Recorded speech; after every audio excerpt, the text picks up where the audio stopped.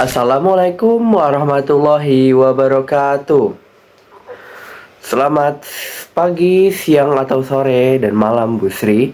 Jadi kami di sini kelompok 5 PPKN ingin memberikan paparan materi terkait sengketa antar wilayah. Khususnya kita akan membahas blok Ambalat. Oke, terima kasih. Langsung saja kita mulai. Oke, jadi pertama yang mau dibahas itu adalah pengertian dari sengketa wilayah itu sendiri. Nah, jadi sengketa wilayah adalah konflik yang terjadi antara dua negara atau lebih. Sebenarnya ini tuh nggak harus negara, cuman kebanyakan negara. Nah, akibat perbedaan pandangan mengenai batas suatu wilayah, seperti wilayah darat, laut, maupun udara. Nah, sengketa seperti ini biasanya muncul karena perbedaan penafsiran peta, peraturan hukum internasional, dan kepentingan ekonomi serta politik. Bagi Indonesia, sengketa wilayah merupakan hal yang sangat serius karena menyangkut kedaulatan negara. Salah satu contoh sengketa wilayah yang pernah dan masih menjadi perhatian Indonesia adalah sengketa Blok Ambalat dengan Malaysia.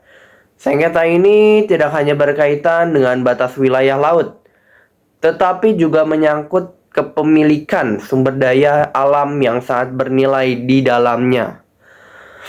Oleh karena itu, pemahaman mengenai sengketa wilayah ini sangat penting agar masyarakat, khususnya generasi muda, memahami pentingnya menjaga keutuhan wilayah Negara Kesatuan Republik Indonesia, NKRI.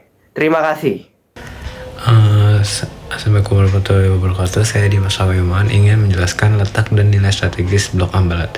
Blok Ambalat merupakan wilayah laut yang terletak di Laut Sulawesi, tepatnya di perbatasan antara Kalimantan Timur milik Indonesia dan Sabah milik Malaysia.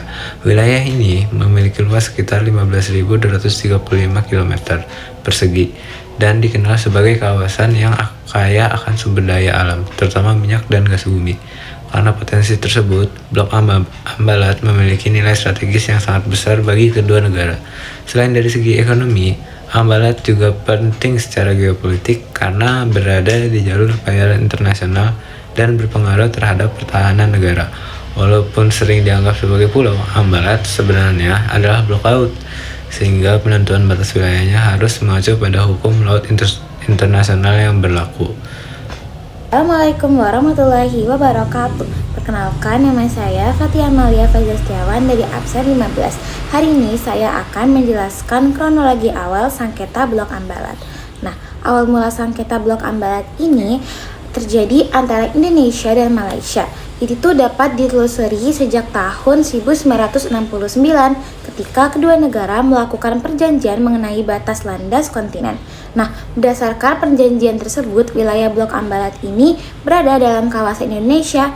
Namun, pada tahun 1979, Malaysia secara sepihak mengeluarkan peta baru yang memasukkan Blok Ambalat ke dalam wilayah negaranya. Nah, tindakan ini langsung ditolak oleh pemerintah Indonesia karena dianggap melanggar kesepakatan yang telah dibuat sebelumnya. Sengketa semakin memanas ketika Malaysia mulai memberikan izin eksplorasi minyak dan gas di wilayah yang diklaim tersebut. Sejak saat itu, Blok Ambalat menjadi objek perselisihan yang cukup panjang antara kedua negara. Assalamualaikum warahmatullahi wabarakatuh. Perkenalkan, nama saya Billy Saputra dari kelompok 5 dengan nomor absen 7. Kali ini saya akan menjelaskan tentang perbedaan klaim Indonesia dan Malaysia.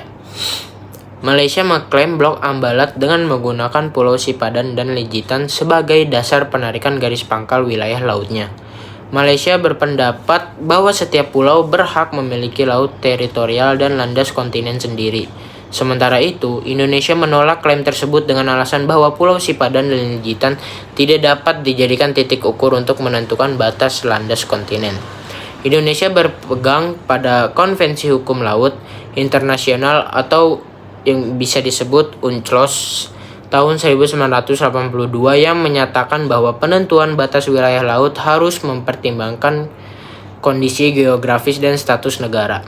Berdasarkan konvensi tersebut, Indonesia menegaskan bahwa Blok Ambalat merupakan bagian dari wilayah kedaulatan Indonesia. Sekian, terima kasih. Wassalamualaikum warahmatullahi wabarakatuh. Assalamualaikum warahmatullahi wabarakatuh. Perkenalkan, nama saya Cantika Gracia Hutujulu. Saya dari kelas 11 IPA 6, nomor absen 10. Nah, di sini saya akan menjelaskan tentang ketegangan dan dampak sengketa. Nah, sengketa Blok Ambalat sempat menimbulkan ketegangan hubungan antara Indonesia dan Malaysia. Beberapa kali terjadi insiden di laut, seperti saling berhadapan antara kapal patroli kedua negara serta penangkapan nelayan Indonesia oleh pihak Malaysia. Nah, kondisi ini tuh memicu kekhawatiran akan terjadinya konflik terbuka apabila tidak segera ditangani dengan baik. Karena selain berdampak pada hubungan diplomatik, sengketa ini tuh juga memengaruhi keamanan wilayah perbatasan serta aktivitas ekonomi masyarakat pesisir. Nah, ketegangan tersebut menunjukkan bahwa sengketa wilayah tidak hanya berdampak pada pemerintah, tetapi juga langsung dirasakan oleh masyarakat di sekitar wilayah perbatasan. Sekian, terima kasih. Perkenalkan, nama saya Jona Lydia dari absen 19, kelompok 5, kelas 11 IPA 6. Kali ini saya akan menyampaikan materi tentang penyelesaian sengketa dan sikap Indonesia. Dalam menyelesaikan sengketa Blok Ambalat, Indonesia dan Malaysia sepakat untuk menempuh jalur damai sesuai dengan ketentuan UNCLOS tahun 1982. Kedua negara memilih melakukan perundingan dan diplomasi guna mencegah terjadinya konflik bersenjata. Pemerintah Indonesia menegaskan bahwa kedaulatan negara merupakan hal yang tidak dapat ditawar, namun tetap mengutamakan penyelesaian secara damai demi menjaga hubungan baik antar negara, terutama sebagai sesama anggota ASEAN. Sikap ini mencerminkan komitmen Indonesia dalam menjaga kedaulatan wilayah, sekaligus mempertahankan stabilitas dan perdamaian di kawasan Asia Tenggara. Sekian dari saya, terima kasih.